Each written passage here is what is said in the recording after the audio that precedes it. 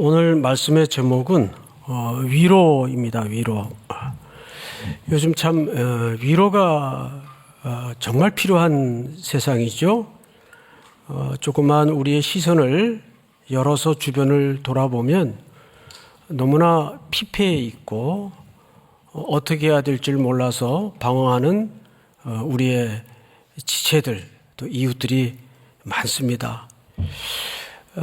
참된 위로를 알지 못하면 그럴 때 세상 것으로 위로를 받으려는 유혹이 덤벼들게 됩니다.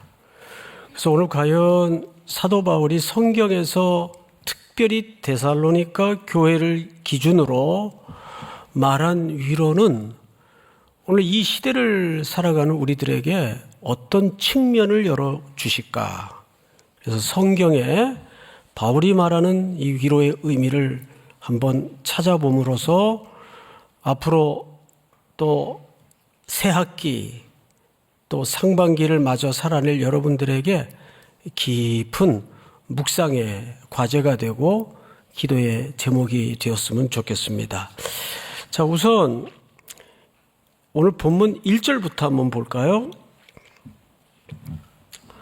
본문이 7절까지인데 가능하면 전체 7절을 자세히 살펴가면서 보도록 하죠. 이러므로 우리가 참다 못하여, 굉장히 중요한 좀 심정의 표현을 드러냅니다. 바울이. 이 참다 못하여라는 말이 무슨 말인지 아직 모르겠어요. 이러므로 우리가 참다 못하여 우리만 아덴에 머물기를 좋게 생각하고 우리 형제 곧 그리스도의 복음을 전하는 하나님의 일꾼인 디모데를 보내노니 이는 너희를 굳건하게 하고 너희 믿음에 대하여 위로함으로, 여기 처음으로 위로라는 표현이 등장을 해요.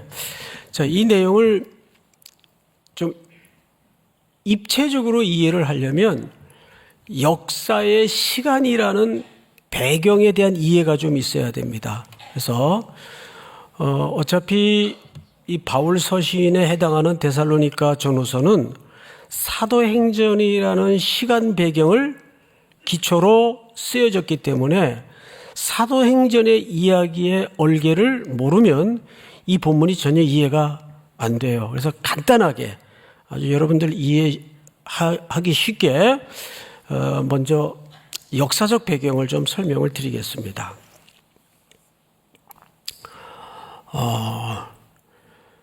바울이 원래는 아시아 쪽으로 가서 복음을 전하려고 했어요. 왜냐하면 그쪽 사역이 너무 잘 돼요. 그러니까 잘 되고 있는데 다른 걸 생각할 이유가 없죠. 근데 이상하게 성령께서 계속 그쪽은 아니다, 그쪽은 아니다 틀어막아요. 그런데 잘 될 때는 이게 안 들립니다. 뭔 소리야? 잘 되는데. 그래서 고집을 부려서 계속 그쪽 방향으로 계획을 합니다.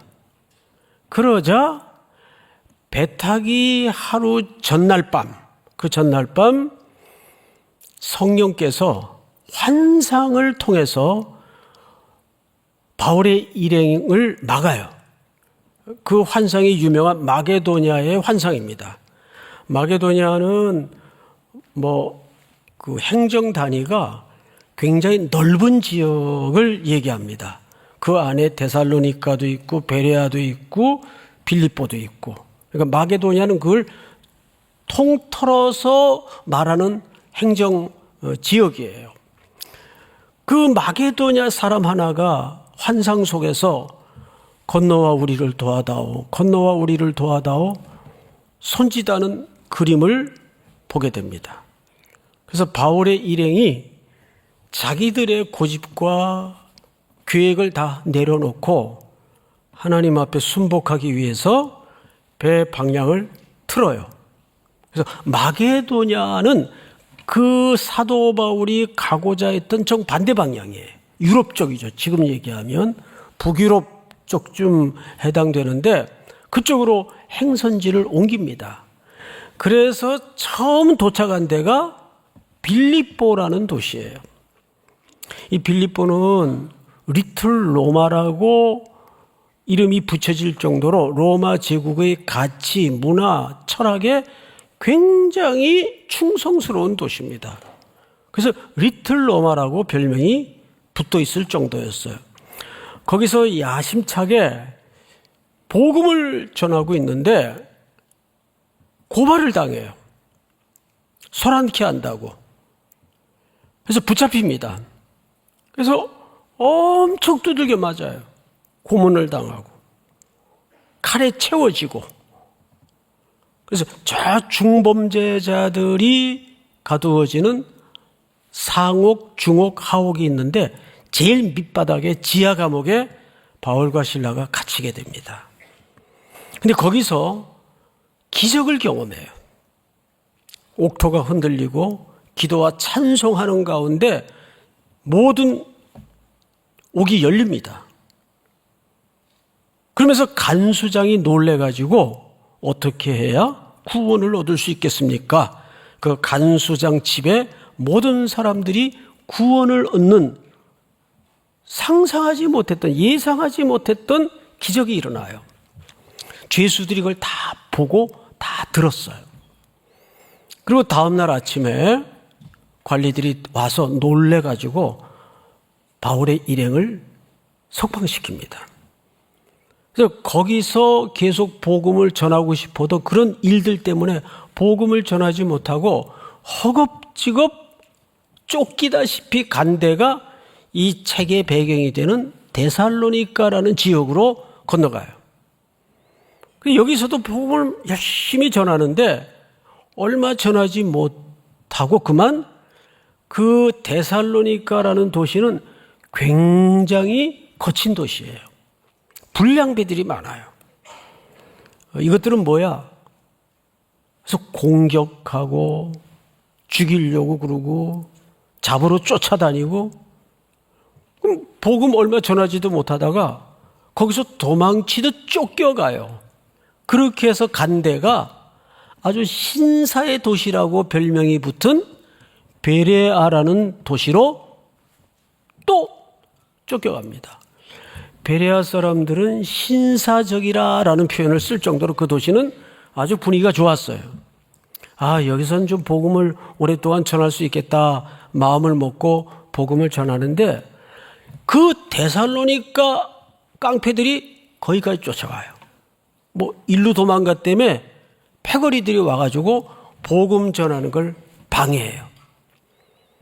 그래서 거기서도 복음을 전하지 못하고 어디로 또 도망치듯 쫓겨가냐 하면 아덴이라는 아테네 들어보셨죠? 오늘날 아테네라고 불리우는 아덴이라는 곳에 또 쫓겨갑니다. 그럼 지금 잘 보세요.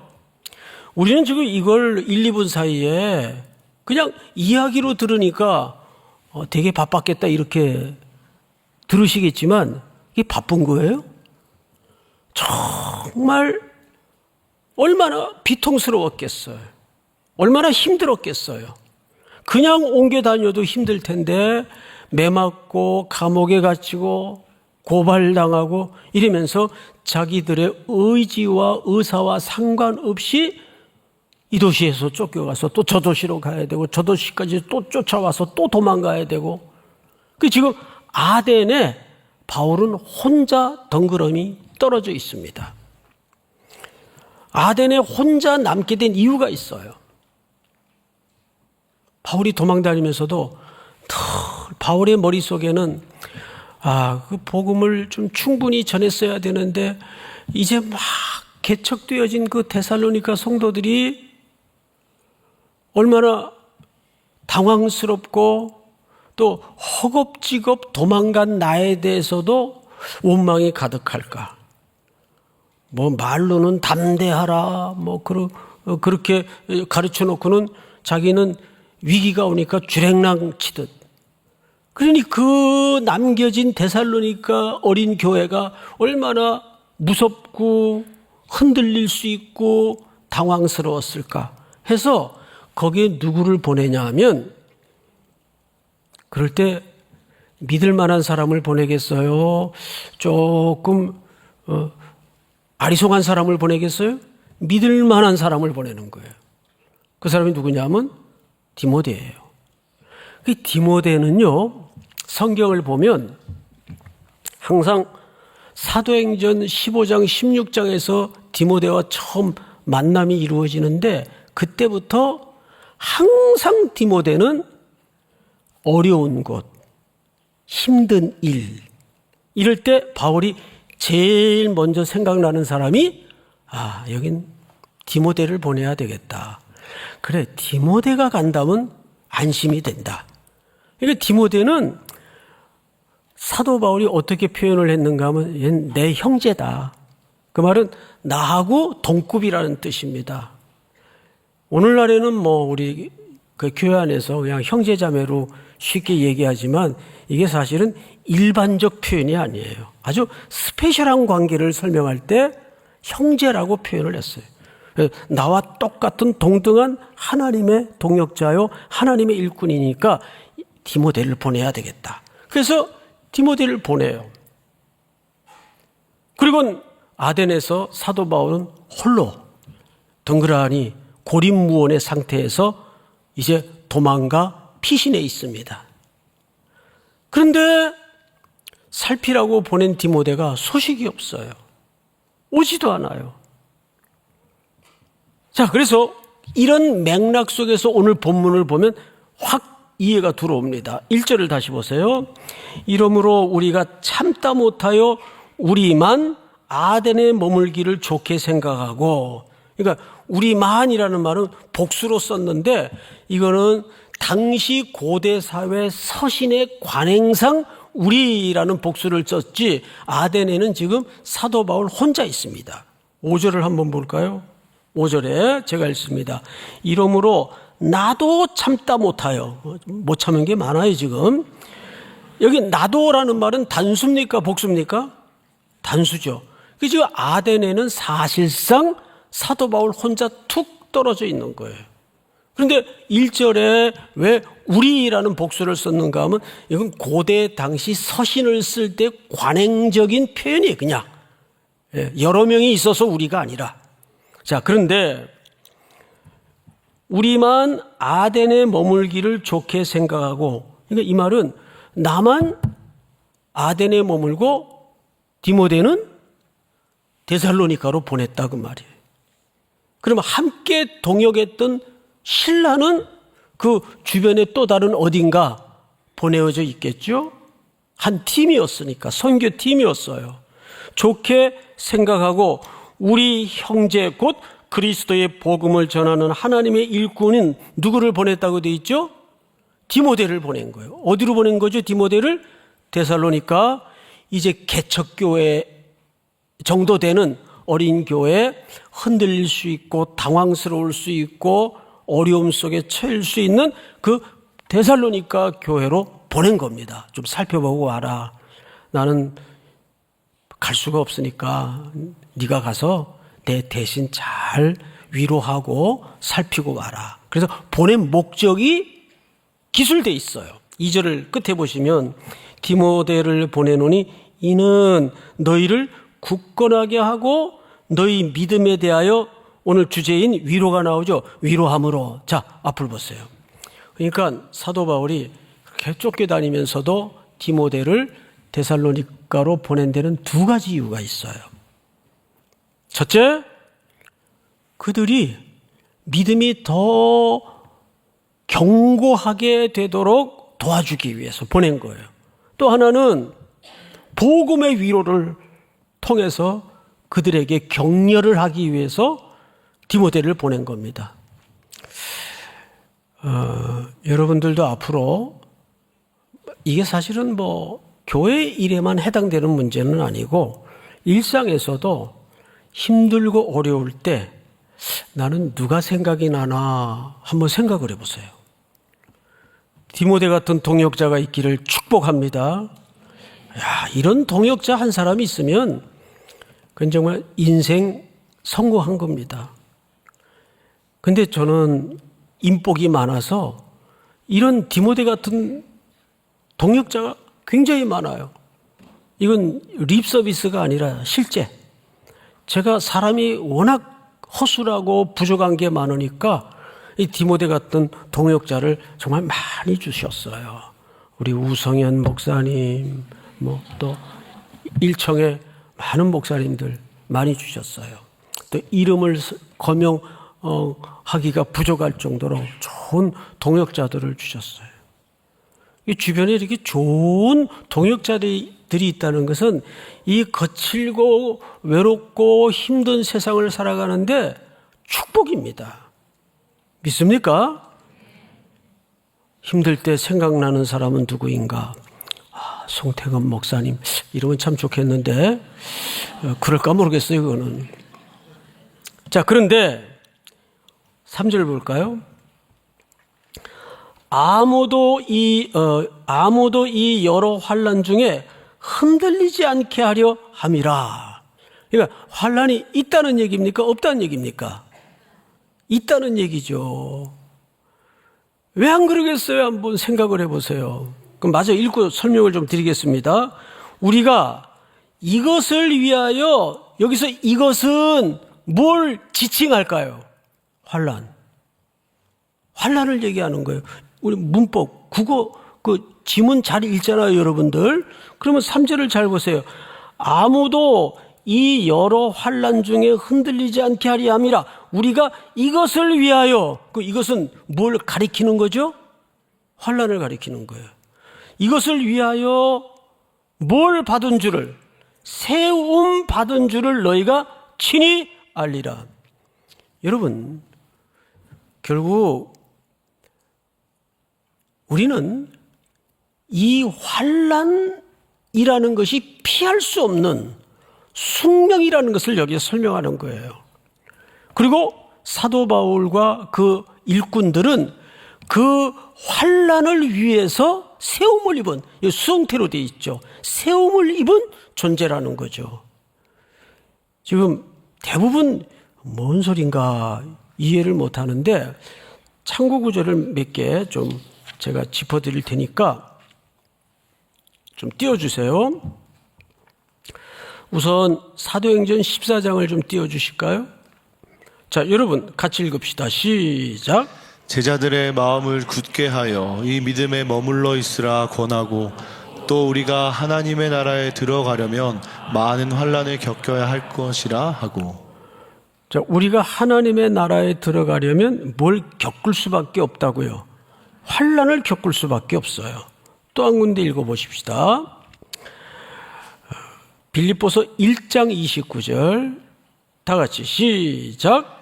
그리스도를 위하여 너희에게 은혜를 주신 것은 다만 그를 믿을 뿐 아니라 또한 그를 위하여 고난도 받게 하려 하심이라. 네.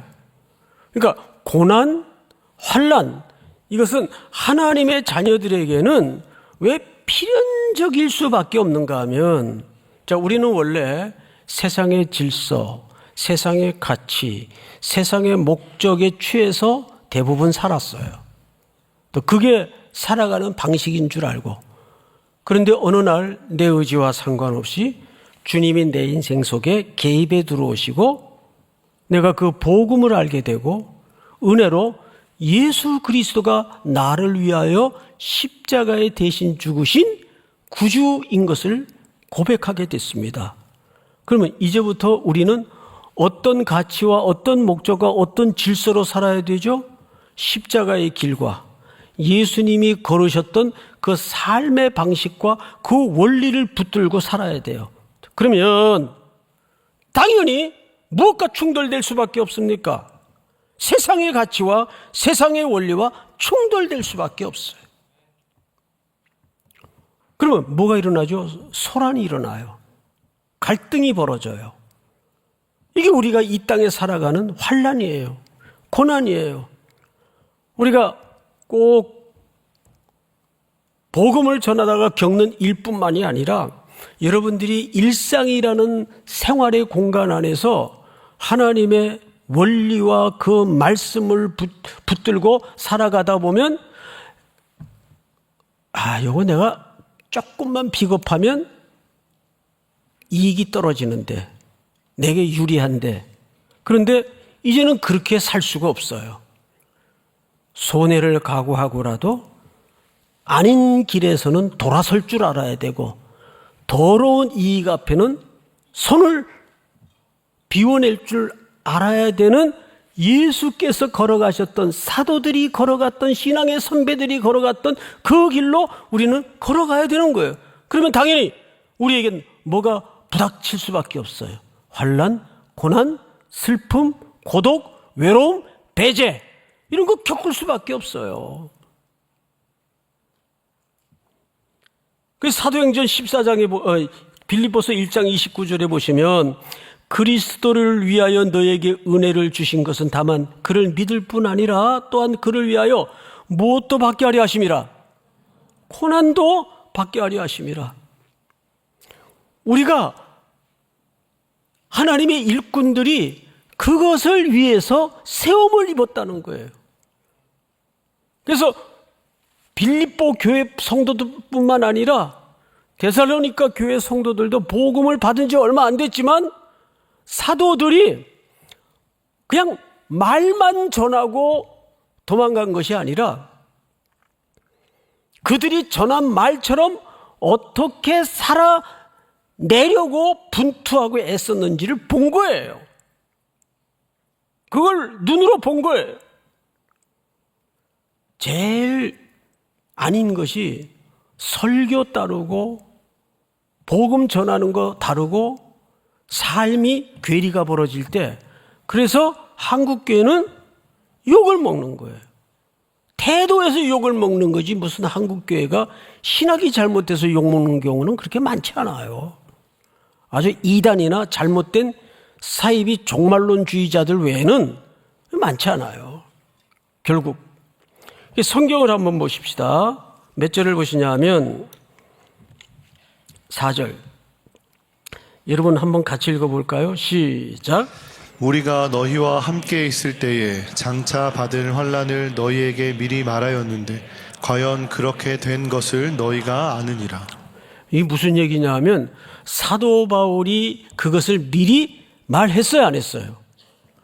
앞으로 이 복음을 여러분 순종하게 되면, 예수를 따르게 되면 이런 환난이 필연적으로 따를 것입니다. 이미 가르쳤단 말이에요.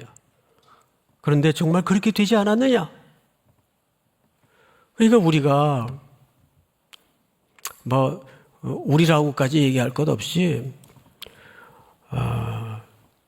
한국 교회에서 빨리 솎아내고 걷어내야 될 게 뭐냐면 샤머니즘과 우상숭배와 무속신앙입니다. 말은 기독교의 색채를 표현하고 십자가를 얘기하고 예수를 들먹거리는데 그 내면을 들여다보면 결국은 그 기독교 용어를 잔뜩 화려하게 씌워서 자기의 욕망을 분출하는 그것에 불과한 기독교의 내용이 얼마나 많아요.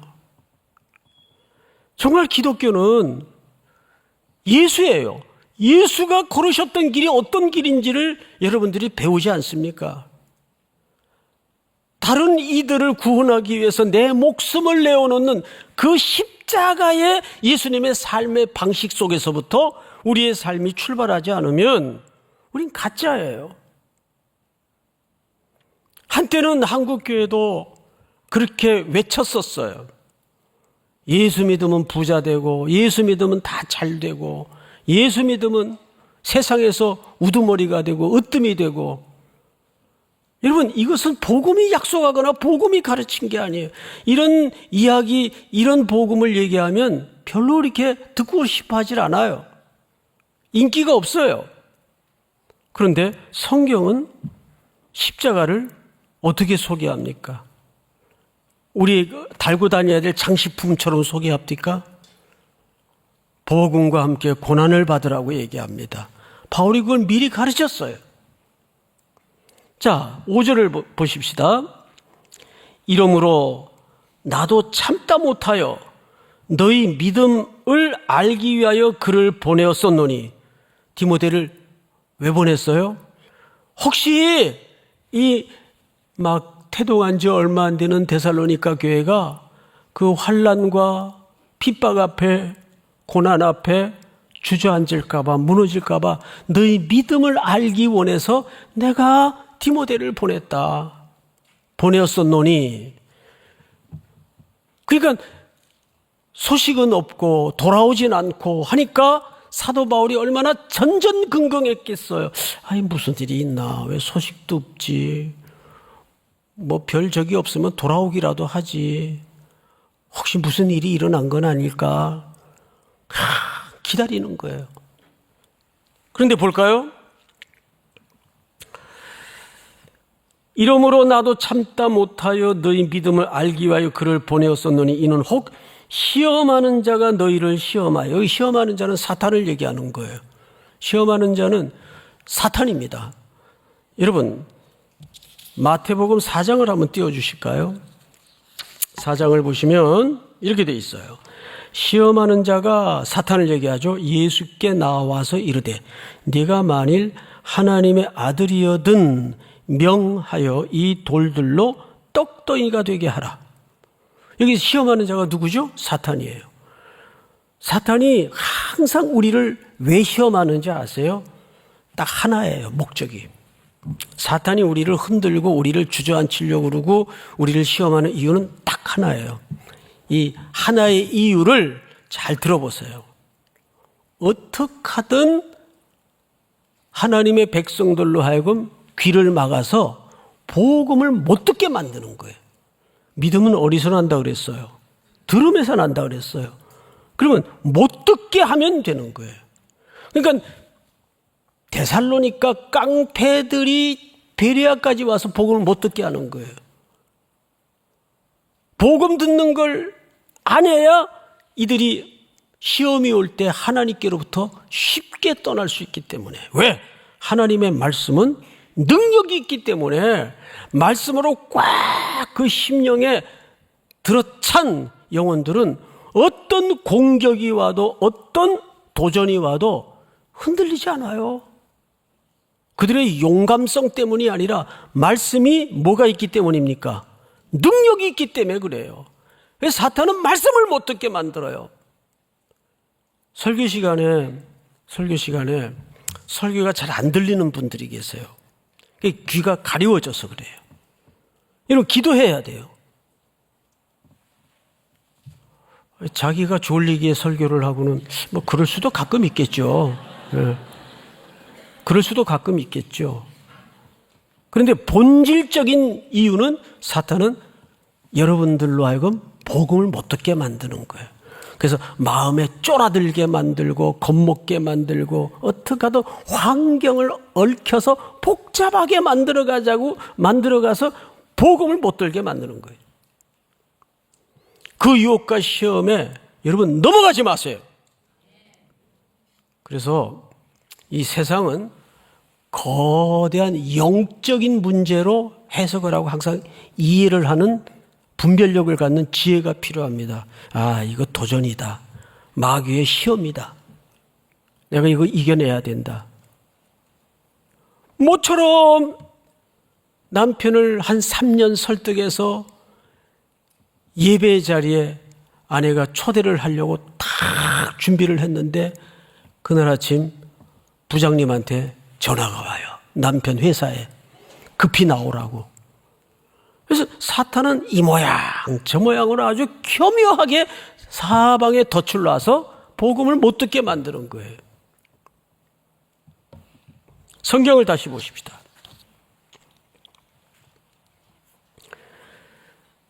(5절을) 다시 보시면 이러므로 나도 참다 못하여 너희 믿음 알기를 위하여 그를 보내었었노니 이는 혹 시험하는 자가 너희를 시험하여 우리 수고를 헛되게 할까 함이니. 그렇게 되면 사도 바울의 일행과 사도 바울이 씨 뿌리면서 도망다니면서 매맞으면서 감옥에 던져지면서 핍박당하고 환난당하고 전했던 복음이 다 헛수고 된단 말이에요. 6절 다 같이 한번 읽어볼까요? 시작. 지금은 디모데가 너희에게로부터 와서 너희 믿음과 사랑의 기쁜 소식을 우리에게 전하고 또 너희가 항상 우리를 잘 생각하여 우리가 너희를 간절히 보고자 함과 같이 너희도 우리를 간절히 보고자 한다 하니. 여기 지금은이라는 말은 바울이 도착하자마자 소식을 듣고 너무 감사해서 바로 답장을 썼다 그 말이에요. 데살로니가 성도들에게 지금은 디모데가 너희에게로부터 와서 너희 믿음과 사랑의 기쁜 소식을 우리에게 전하고, 뜻밖의 너무 염려가 돼서 무슨 일이 있나, 교회가 없어졌나, 해산이 됐나, 별의별 안 좋은 생각까지 먹어가면서 예상을 하고 있었는데 디모데가 왔어요. 선생님 기뻐하세요. 세상에 그렇게 짧게 복음을 전하고 오셨는데도 역시 선생님 리더십은 끝내줘요. 그러질 않고 복음이, 그 데살로니가 성도들 가슴 속에 떨어졌던 그 복음이 능력이 있어서 그들이 믿음이 견고해졌을 뿐만 아니라 그 열매로 서로 격려하고 사랑하며 기뻐하는 모습을 보고 너무 위로가 되었어요. 근데 이것도 눈물이 날 만큼 기쁜 소식인데 또 하나 기쁜 소식이 여기 얹어져 있어요. 두 번째 소식이 뭐냐 하면 6절 하반절을 보면 이렇게 돼 있어요. 또 그다음부터는 또 너희가 항상 우리를 잘 생각하여 우리가 너희를 간절히 보고자 함과 같이 너희도 우리를 간절히 보고자 한다 하니, 이게 무슨 얘기냐면 말이 좀 그 번역이 어색하게 돼 있긴 한데 이런 얘기입니다.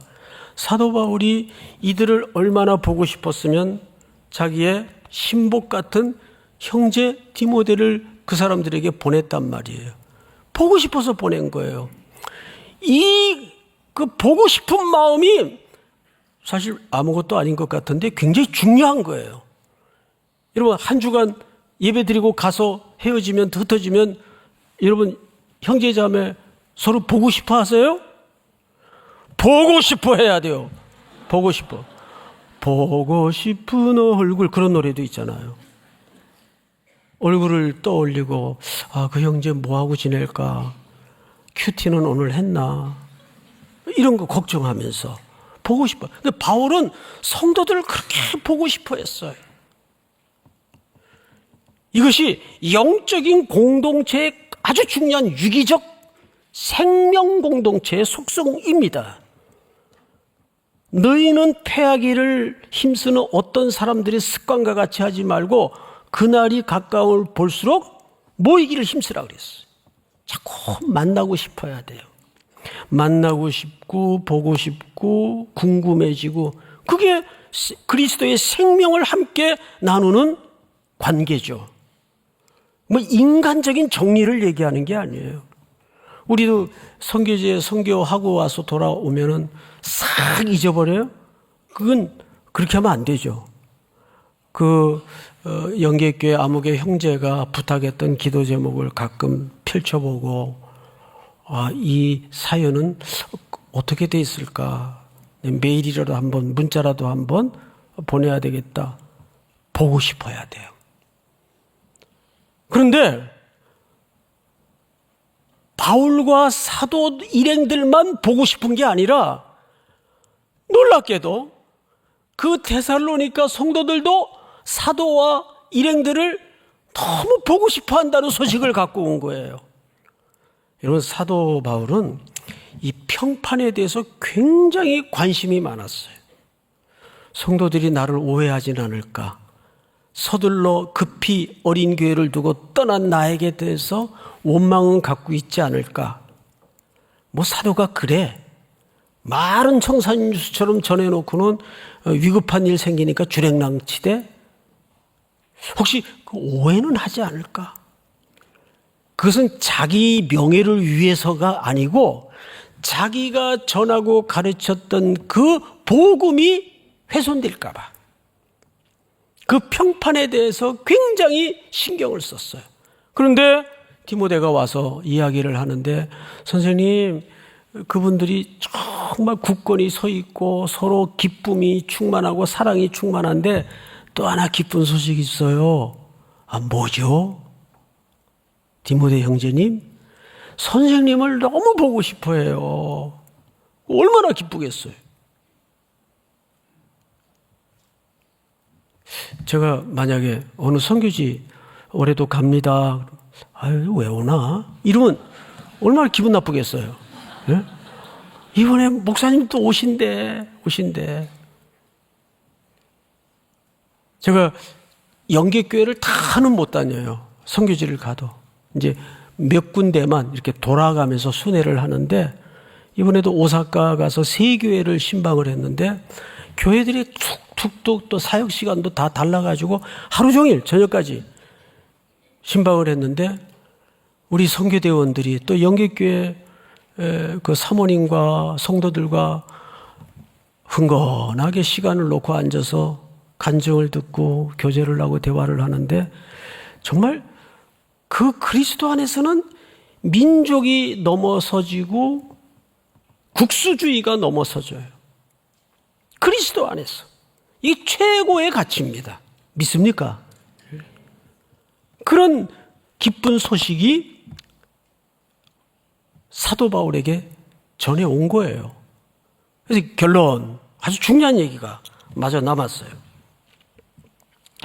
이러므로 형제들아, 우리가 모든 궁핍과 환난 가운데에서 너희 믿음으로 말미암아 너희에게 뭘 받았다고 돼 있어요.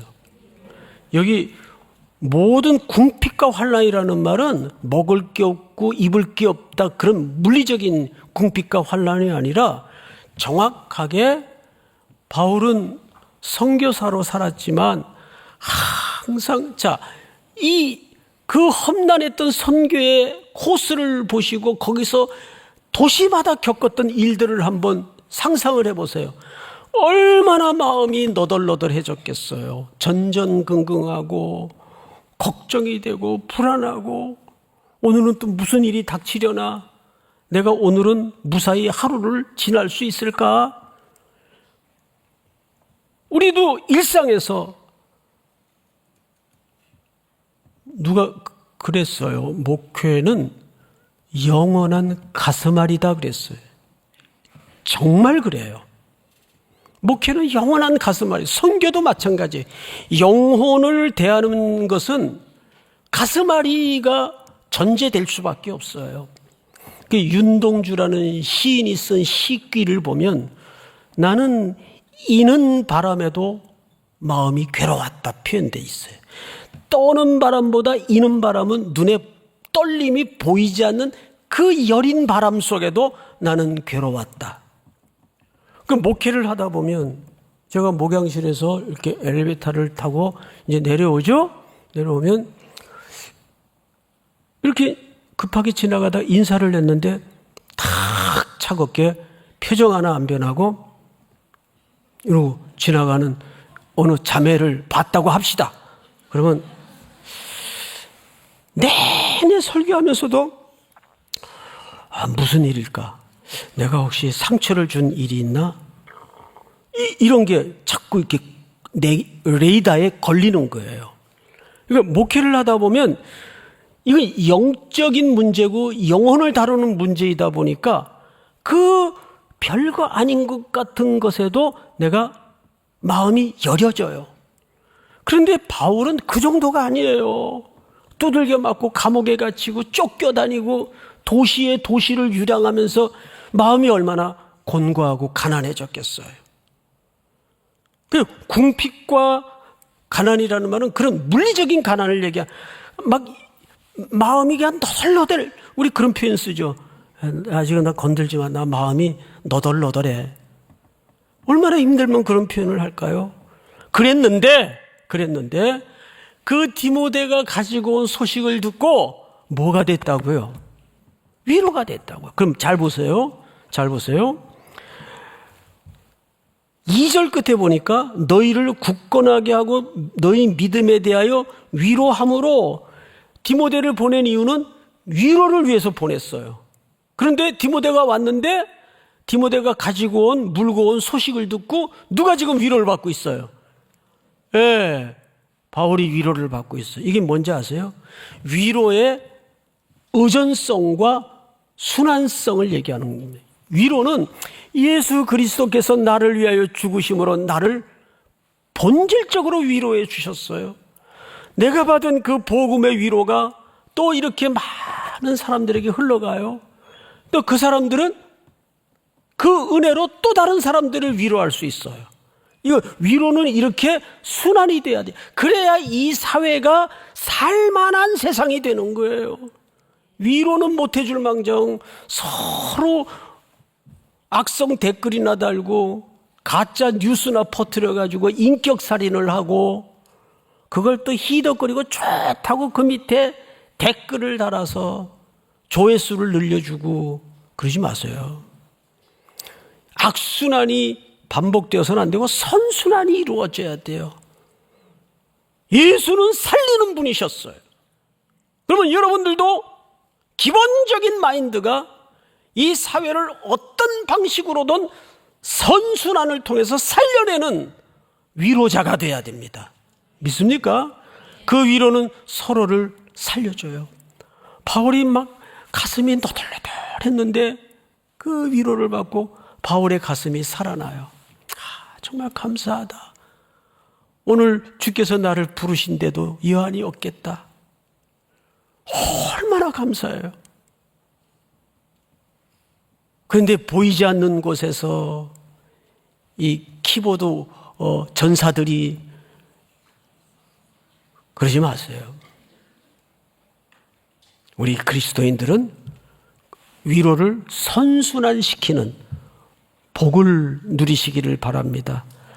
그것 때문에 한 사람이 살아나요. 한 사람이 소망을 갖게 돼요.